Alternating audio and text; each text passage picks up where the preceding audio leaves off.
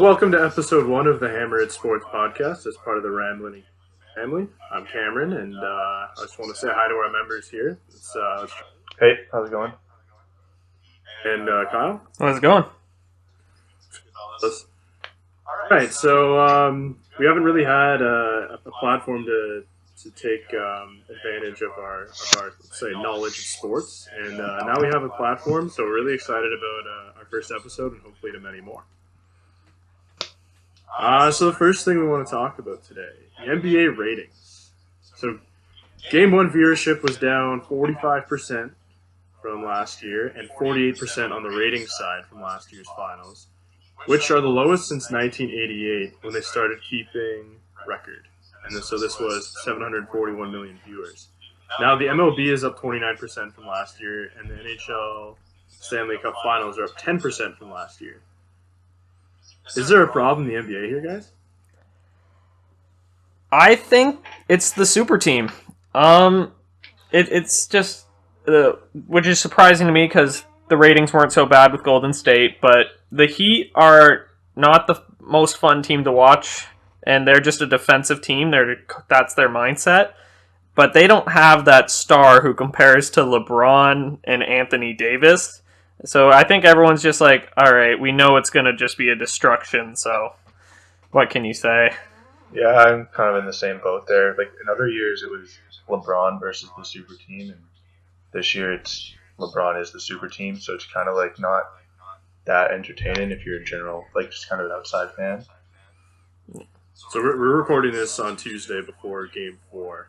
Now, I think the best thing for the NBA was actually the Heat winning last night. Oh, yeah. Oh, 100%.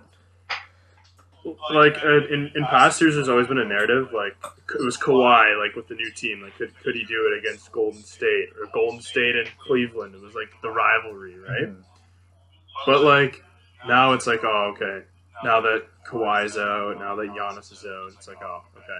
LeBron's just going to run through everything now.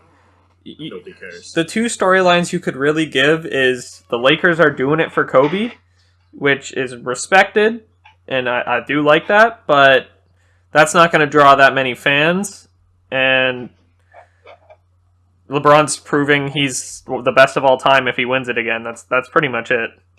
Yeah, and I think from a product standpoint, too, like, you really need the crowd. Like, I know even watching some of the games, it's like especially in basketball, too. Like, when you score, it's not, like, that big of a deal.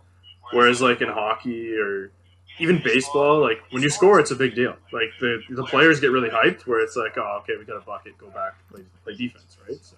For the entire stadium to stand up and scream, you need a Game 7 on the line Kawhi jump shot from the corner going in. That's the only shot that's going to make the entire place scream. So exactly, it's a completely different sport. I am shocked to hear that baseball's moving up, though. That does surprise me. I think it might be the expanded playoffs kind of might have people a little more excited, right? And plus, like, they're on, like, their normal schedule, kind of. Like, their season's shorter, but playoffs is usually kind of around this time anyways. I think basketball, it's a little different. So maybe basketball might be losing some fans to football right now. Where baseball, it's like they're used to this, so that might be why the ratings aren't changing that much. Well, the issue is that the NBA played on Friday. And they were saying that ratings were down because of, like, The Masked Singer and Big Brother and all these other shows were on, because all those shows, like, actually had higher ratings. So it like Sunday night when the Heat won, like, nobody was watching that because everybody's watching Sunday Night Football. Yeah, but, like, that's at least a good excuse. But, like, to lose out to reality TV shows now is kind of concerning, I think. I think so. I don't know if it's a cause for concern. I think it's more of a one-off. Like, the Heat are the 5 seed. Like, they have injuries. Everyone kind of expects the Lakers to just run them over. So I don't think it's it's just not a huge draw for fans that aren't a fan of either team. Yeah, that's fair. Like, if it was like the Celtics, that would have been a better storyline. But yeah, more star players to watch too. Yeah, that's fair. All right, so just want to move on to soccer here, a little bit across the pond, as we say. So there's been some surprising EPL scores early this season. Tottenham beats Man U 6-1. Aston Villa beats Liverpool 7-2. Leeds draws Man City. West Ham beats Leicester 3-0. Chelsea are apparently struggling as well, especially on the defensive end. And of all teams, Everton looks like the best in form early on. Do you guys think the EPL is more open than it has been in the past? I think it's too early to say. It's like 4 games in, 3 for some teams, so it's tough. Like if you look back at like older years, there's always teams that will like stand out the first 3-4 games and might drop off. This year's a little different because usually like Everton's team that you would expect to be consistent, so them playing well is kind of normal. Tottenham, like Mourinho's in his 2nd season, so you expect good things out of them. If Harry Kane back to full fitness, you got Bale, hopefully playing soon. But no, I don't know. I wouldn't say it's wide open. I think you still have your big 6-7 teams that are going to compete, and that's going to be it. Like I don't think Leicester's going to compete like they did last year. Wolves are going to drop off, I think, a little bit. I think it's going to be your top 7. Mind you, Man U is terrible. Yeah. Like I'm a Man U fan, and that hurt. It made me feel better that Liverpool got clapped by Aston Villa, so that was cool. But they knew that they needed to buy players, and they didn't buy anybody until yesterday. And that's not like they didn't. Alex Telles is good, Cavani's good, but like you need center backs. If you watch that game, their center backs. A 33-year-old striker is not going to save you. Hey, Ibrahimovic did it a couple years ago. He was 35. Yeah, but no, I know it's different players, but yeah. I do think this year's been really interesting to watch. I'm liking these blowout games to start. Yeah, I don't know. Like the goals seem like they're on a rise too, and especially in like EPL. I don't know if COVID has anything to do with it, but I like especially because the top 2 teams are like basically Man City and Liverpool, and do you think anybody else can grab one of those top 2 seeds now that both apparently seem to be struggling to find a little bit of form? I'd say probably not. I think that Liverpool is going to figure it out. Their goalie's hurt right now. I know that doesn't excuse 7 goals, but it doesn't help. Chelsea is like, yeah, they spent a lot of money and got a lot of good players, but their issue last year was always their defense, and they didn't really address it. Like Chilwell, I think, is a little overrated, and Thiago Silva's old and came from the French league, so you need to see how he's going to adapt. I don't see them challenging for the top 2. Man City didn't really lose anybody, and they kind of have the same team again, so you expect them to do somewhat similar to what they did last year and years prior. Man U stinks unless they figure something out. Tottenham, I think they can't compete, but they'll probably be top 4. Arsenal's coming up, and Everton looks really good. I think they're going to be the ones to watch. And then I don't know if I'm missing somebody out of the top 7, but if I did, there. So, how about a Cinderella story? Do you like Leeds to maybe crack the top 7, like straight out of promotion? Yes, I like Leeds. They spent money. I'm cheering for them as well. Just because I had no idea who they were before this season. Historic franchise. They are a historic franchise. They got relegated in the early 2000s because of money troubles. They kind of had to sell everybody off. They got relegated, now they're back. And I think they mean business. They spent money, so they're clearly not here for 1 season and go back down. They're bought some good players. I think they're gonna be good. You've seen by the results so far. They're clearly competitive. So you think they can make a stab at a guy like maybe Jack Grealish or Wolf? It depends. Aston Villa wanted £80 million for Grealish, and I don't think Leeds has that money yet, especially considering what they've already spent. I have no idea what Zaha is going to cost, so I don't know about that one. All right, that's fair. We'll move back over the pond to the bubble in Edmonton, and the Tampa Bay Lightning are NHL Stanley Cup champions. Now, Charlie, being a Tampa Bay Lightning fan, you're going to have to hear about this for the next year or so till the Stanley Cup is awarded again. Oh, yeah. Looking forward to that, I can tell you that. Yep. For free. Don't. What's the take here? They deserved it. They're a better team. They finally got one. Could have had one, they kind of swept last year, which kind of sucked because they were so good, but they've it's been due. Seems worth it. Yeah, it's worth it now because they won. It seems worth it. Yeah. It lit a fire under them. They realized they had to play a little bit tougher. They picked up Barkley Goodrow, like the additions of Patty Maroon, Blake Coleman, all these guys. They played heavier, and it showed to be the difference. Yeah. Don't forget Zach Bogosian, too. Norris caliber defenseman. Yeah. Bogosian, Luke Shen. Luke Shen, top 5 Crazy. draft pick. Do you think Point was a little screwed there by not getting the Conn Smythe? No. I think I would have been fine if Point, Hedman, Kucherov, or Vasilevsky got it. I'd be fine if either of those four got it. That's fair. Hedman, scored 10 goals, which is third all-time for defenseman, and he was playing a ton of minutes. I think he was huge for them. Don't get me wrong, Point was really good. He had over 30 points, I think. But no, I'm not upset that Hedman got it. I think he deserved it. So what's on tap for Tampa here next? I know they're in a little bit of a cap crunch, especially with the flat cap.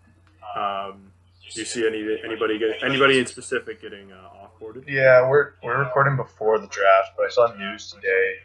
Darren Dreger said Tyler Johnson submitted 5 to 6 teams that he'd be willing to get traded to. I think he's probably the first one to go. The ones you're looking at to trade are, in my mind, would be like from Palat, Gord, Florin, Johnson. I think Johnson probably performed the worst of the 4 this season. Plus, he was playing out of position, so I think if he goes to a team, he can be a valuable center. So we'll see what happens with him, where he ends up going, but I wouldn't be surprised to see him go this week sometime.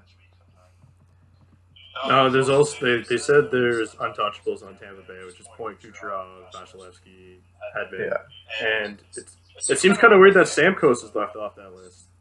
Yeah, that was the report. I think what Dreger said that, or Bob McKenzie said that. Sorry. Yeah, McKenzie, yeah. Like, he's not necessarily untouchable, but I would be very surprised if they moved him. I think it would take an absolute haul to get him off of Tampa.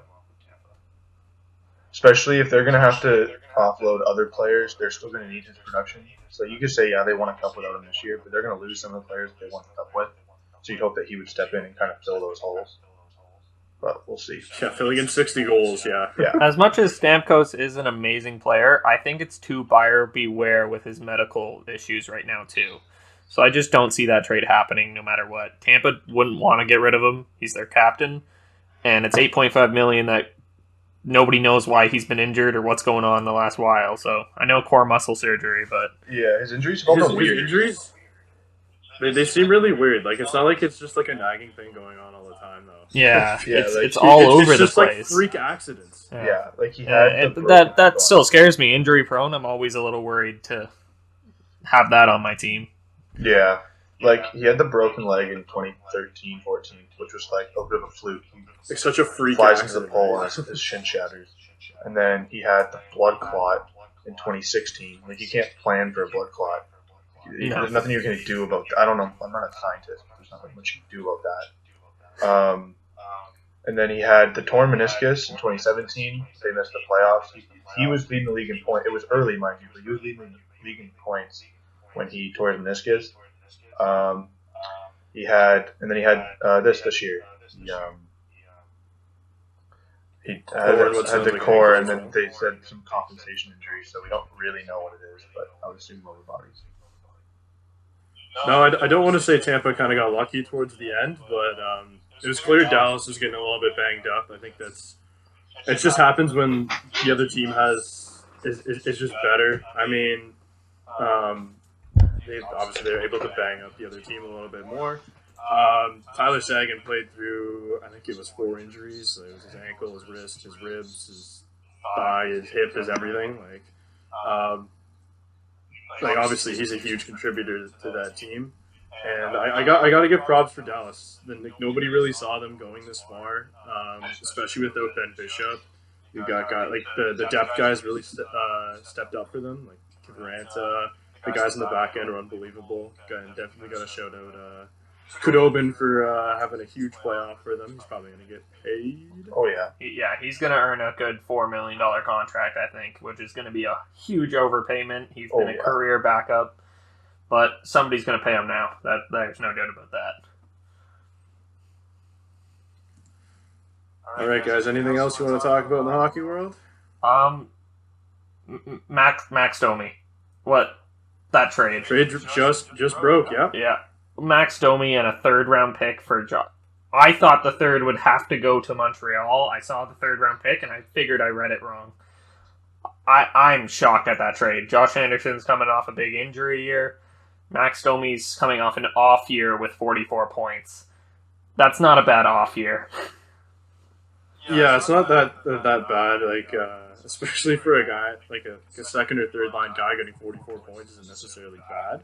Now, I like the trade both way for both teams if it was straight up. I think the third is a little bit of a price. Montreal needs to get bigger. They need to get some grit, some scoring, which Josh Anderson brings all of that. I don't think I'm too concerned about the injuries just yet for him. Like, he is still pretty young. But I think Columbus looks at a guy who wants a chance to be the first-line center. And he's shown that he has the ability to have the production there.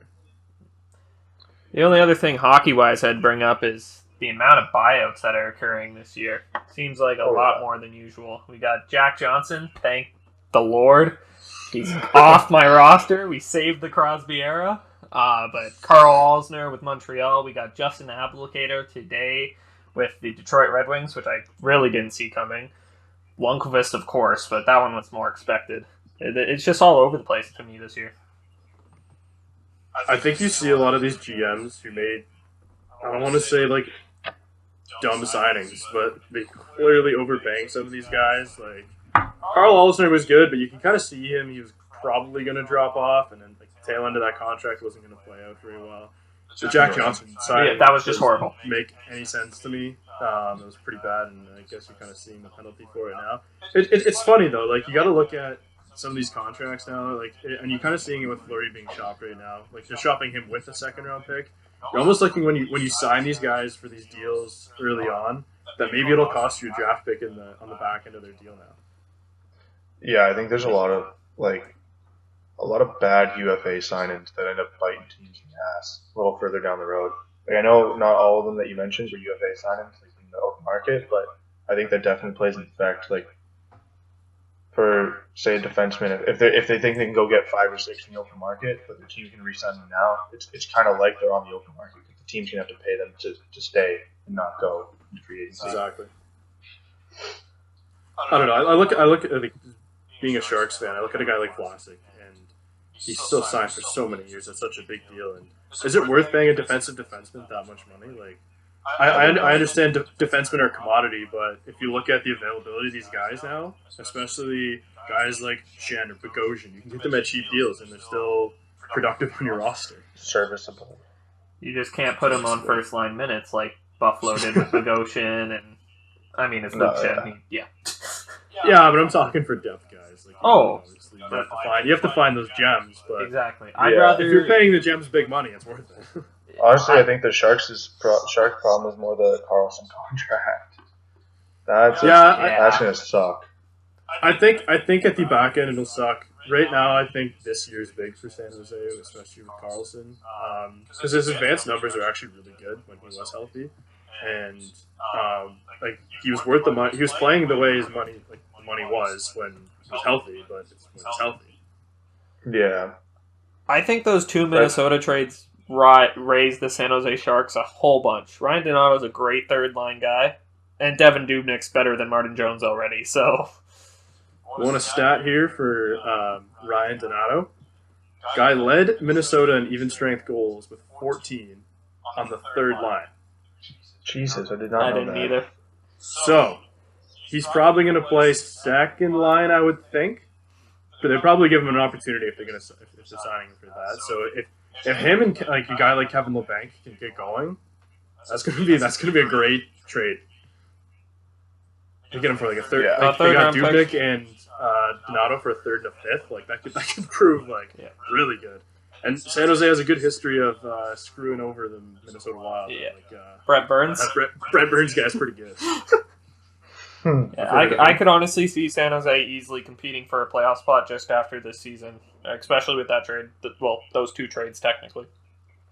Yeah, Dubnyk's got to bounce back, but he was dealing with a lot of stuff like last year with his family, and I can understand why his stats were not as great. But looking for a big bounce back year for him. Yeah. Okay, so move on to the National Football League.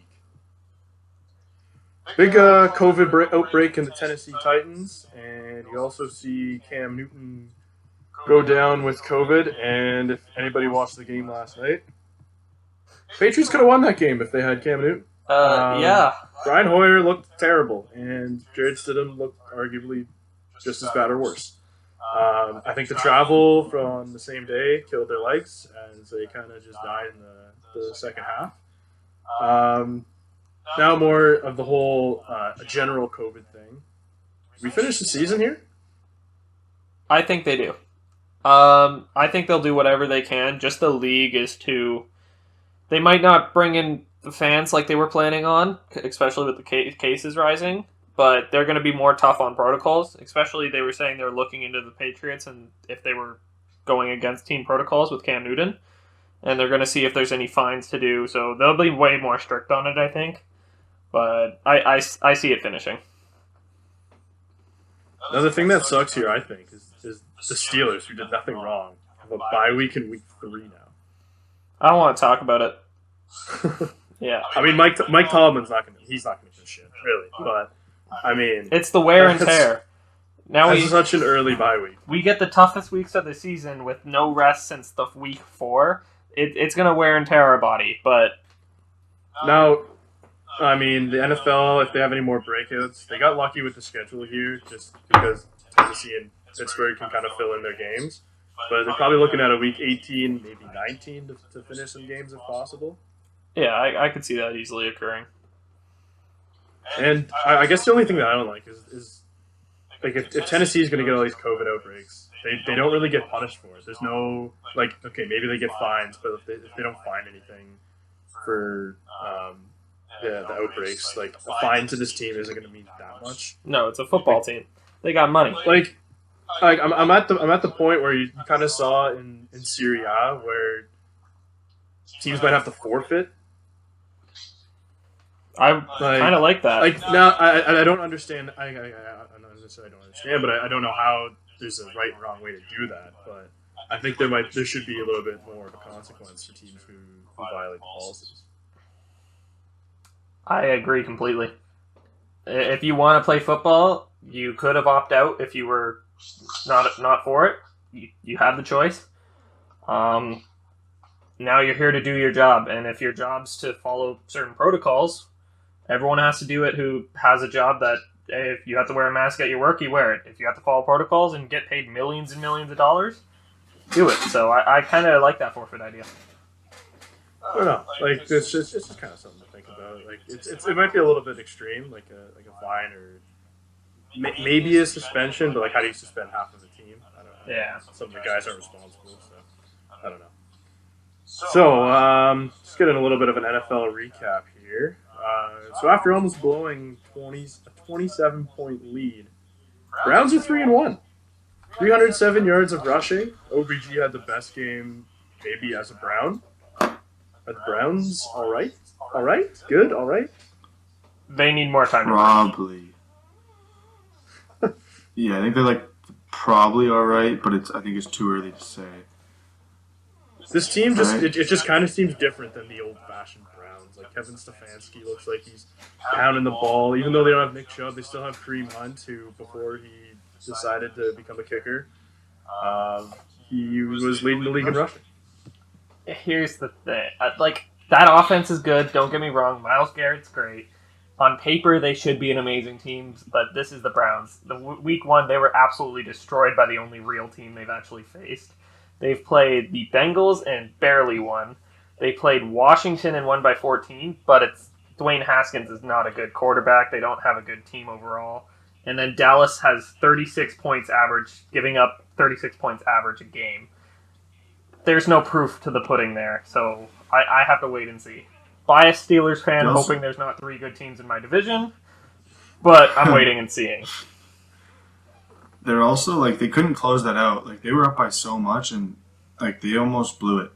So I think that's something But they did it, and it was the Browns. But they were close to. Mind you, very questionable call to have the onside kick, and then if you can't defend against the end around that the the wide receiver goes back almost 15 yards in the backfield, you don't deserve to win that game, in my opinion. I think Dallas is just used to the other team not looking at the ball for onside kicks. Yeah. I think Dallas also kind of sucks. Like, they put up great offensive numbers, but they can't stop anything. Their Like, defense is horrible. It's one of the worst They in the can't stop a league. cold. They couldn't stop a cold. Yeah. No, they can't do anything. God forbid that defense gets COVID, because Jesus Christ. Maybe they'll find better players on their practice squad. I don't know. I look at a team like the 49ers against the Eagles. I understand they lost, but the defense played good with like their second stringers. Like how was Dallas not be able to do that with a lot of their starting lineup in there? I don't get it. Yeah, I don't know. I'd like to they're say probably a bad little coaching, overhyped. but Mike McCarthy's a pretty good coach. I genuinely don't know. I think it has to do partially with egos. They have a lot of guys with big egos on that team, and that's never going to do good in almost any sport. So, Well, the biggest ego is probably Jerry Jones. Yeah. He's not even on the field. I think, like, just No, in general, I think the team is, like, the defensive players on that team are overhyped, so, like, people just expect more of them when I just really think they just can't produce. I got to admit, Alden Smith is really good. He had Beckham in the backfield on the end around. He forces him back. He did exactly what he was supposed to do, and he has zero help. yeah. Yeah, well, So defense is No matter what, we're going to see either. defense is a disaster. It's a fucking dumpster fire. yeah. Yet we could easily see them in the playoffs this year because the 1-2-1 Eagles lead that division. Yeah, it's brutal. NFL, please fix your playoff fix with the way the Football playoffs teams is a tie away from leading the division. work. Football team Holy is shit. good. That's ridiculous. Okay, so another game featured a nice little comeback as well. The Buccaneers find themselves down 24-7. Tom Brady fresh off a pick six, but then a switch happens. They come back and win 38-31. Brady throws 5 TDs to 5 different receivers, and he looks like vintage Brady from New England. Mind you, this is all without Chris Godwin. Now, is Tom Brady still elite? Yeah. He's still amazing. He's still Tom Yeah. Brady, but 4 pick sixes in his last 6 games, that's unthinkable for the prime Tom Brady. So I think he's finally showing his age a little bit, but he can still play the game of football better than half the quarterbacks in the league. He's no Russell Wilson anymore, but he's still... There's no Josh Allen. He ain't Josh Allen either. Honestly, I have Josh Allen in my top 5 right now, so...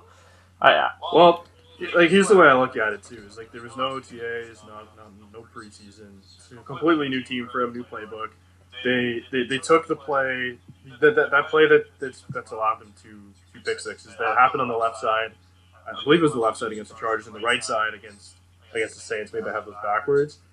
Take the play out of the playbook clearly. But Brady looked like he was in a groove. He had a ton of zip on the ball.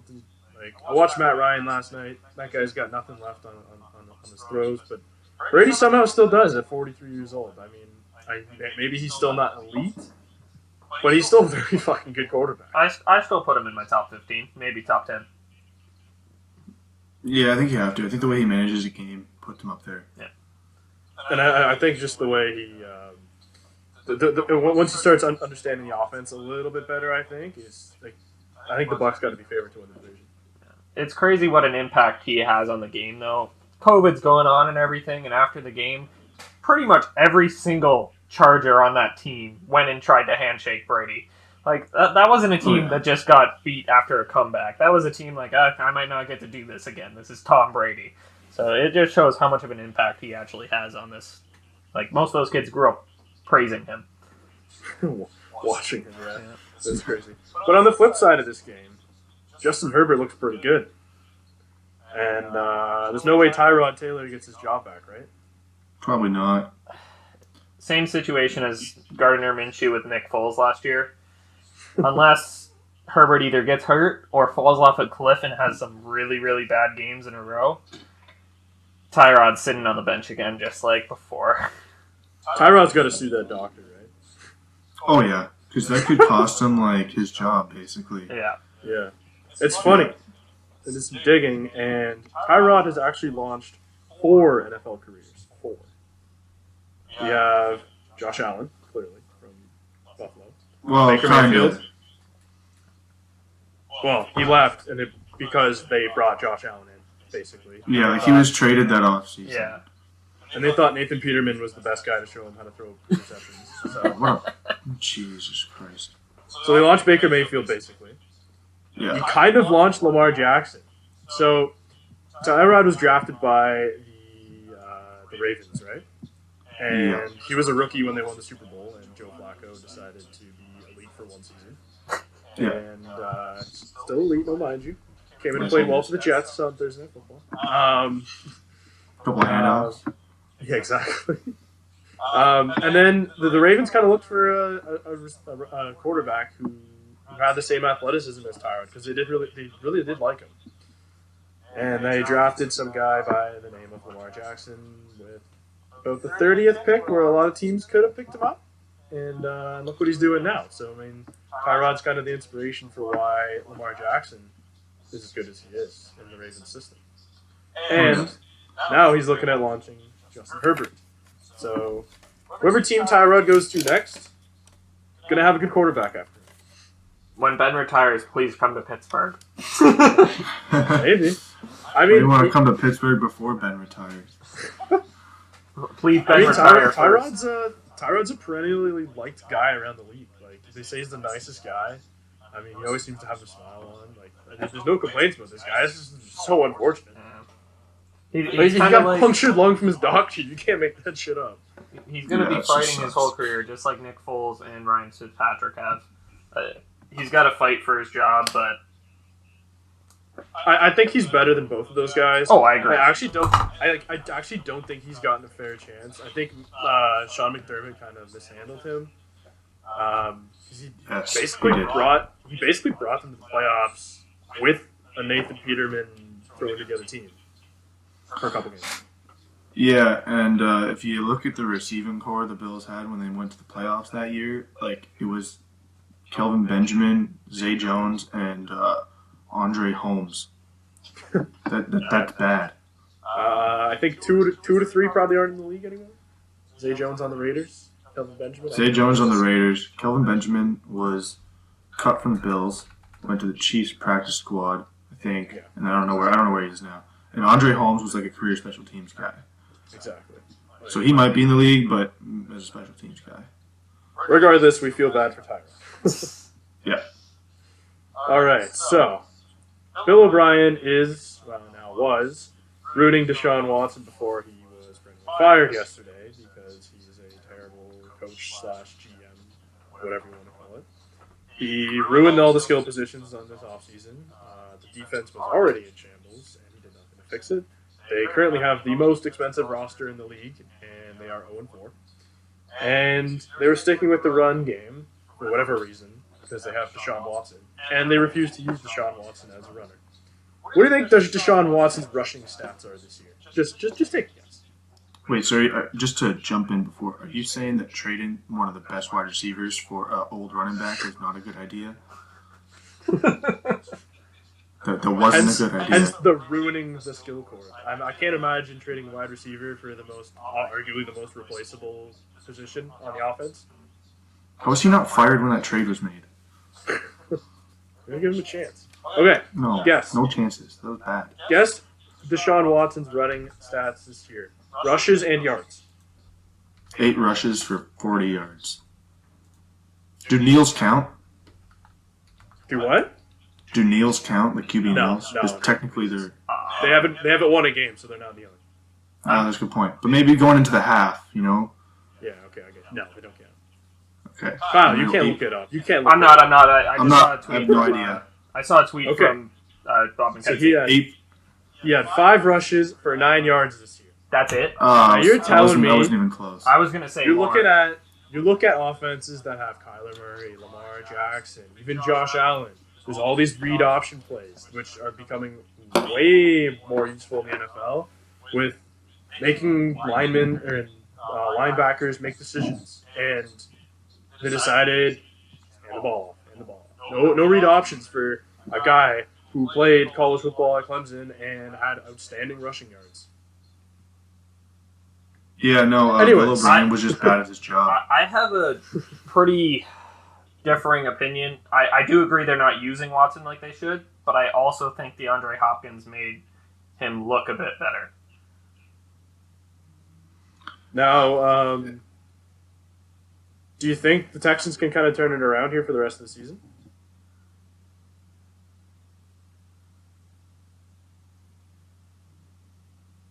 So do you think the Texans can turn it around for the rest of the season? No. It depends on who. Probably not. They're 0-4. That's tough. Well, they've historically had good runs at the playoffs, but I don't think they can do it either. Indy looks pretty good. I don't know. They haven't really seen that tested. I don't think Philip Rivers is going to get the job done there in terms of maybe winning a Super Bowl or definitely not a Super Bowl. AFC Championship or anything like that. You might get them to the playoffs. Tennessee is also interesting. They've won 3 games against bad teams by a combined 6 points. So, I don't know. The division's kind of wide open. Jacksonville is bad. Yeah, they're pretty bad too, but still. I think the Colts game, it's a big. The Colts as a team, the big test for both teams is Colts versus Browns. Both sides have a chance to prove themselves. They're both 3-1 teams. They both haven't played the toughest teams. It's one offense that's struggling and a defense that's doing really good, and then an offense that's doing really good and a defense that's struggling with the Browns. So I think that's a game that we'll see which one has a little bit more proof on them by next week. That's fair.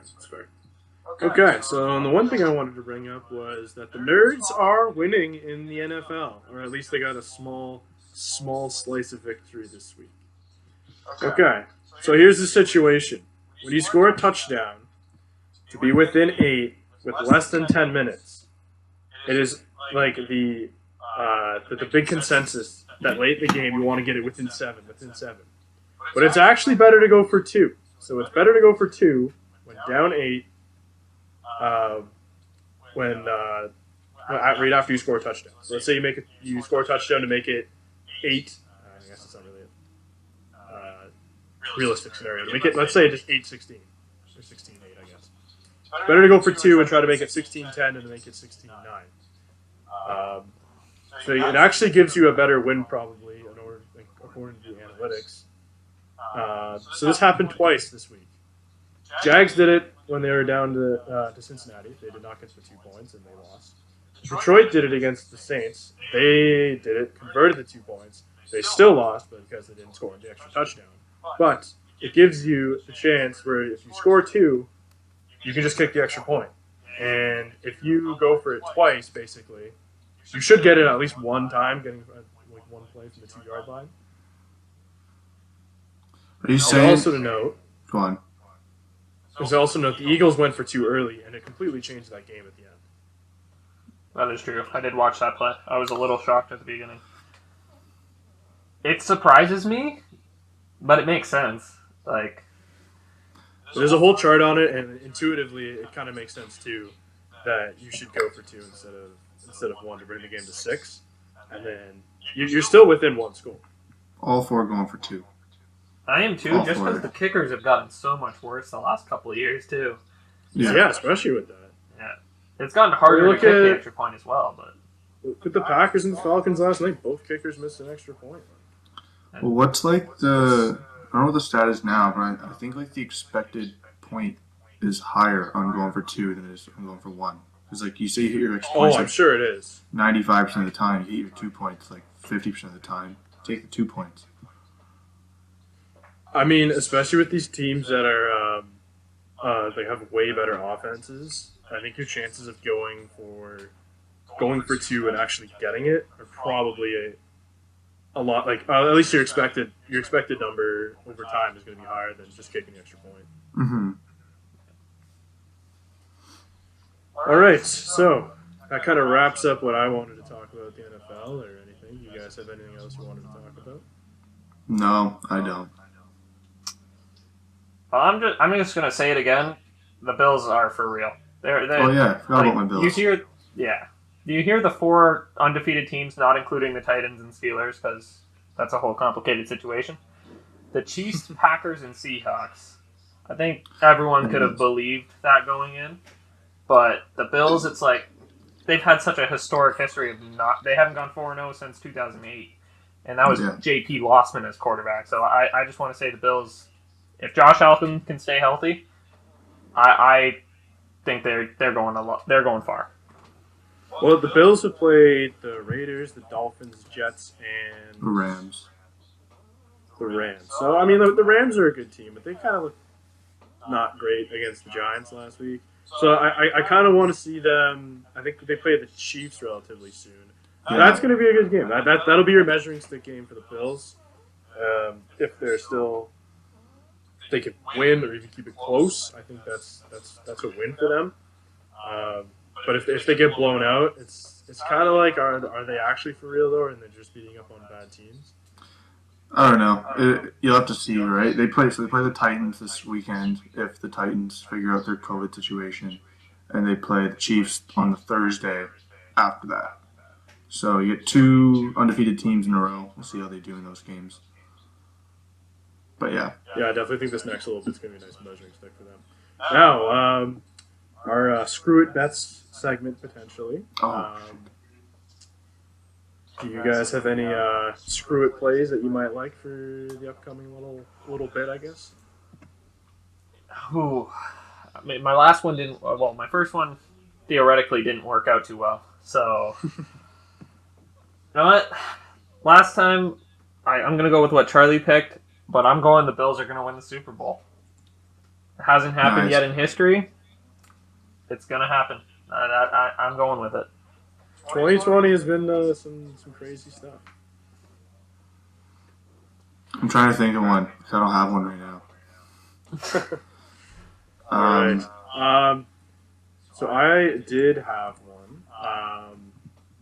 There was... Oh, yes.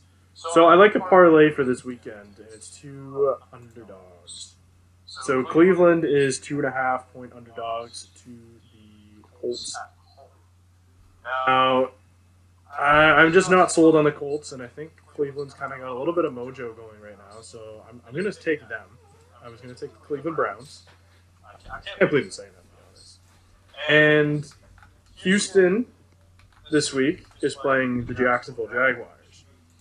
Now, Houston is a 6.5-point favorite. I just don't buy that, especially after firing your coach. There's not going to be that much change in your game plan over the course of 1 week.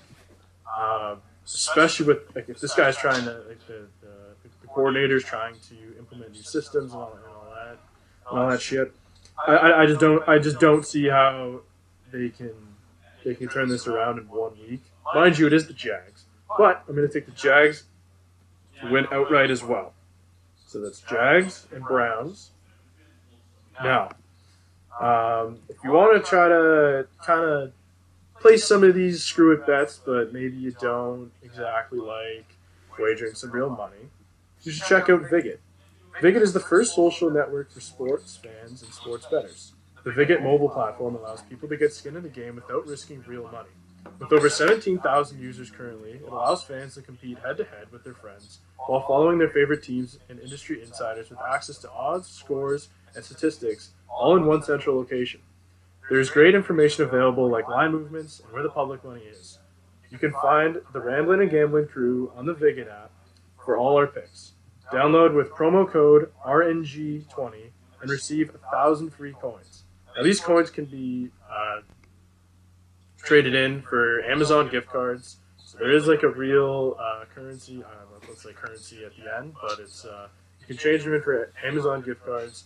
And the lowest one is a $25 Amazon gift card for 3,500 coins. So that's not even that bad. And then I forget to mention, it's free. That again is the Viget app with promo code RNG20 to receive 1,000 coins available on the App Store or Google Play Store.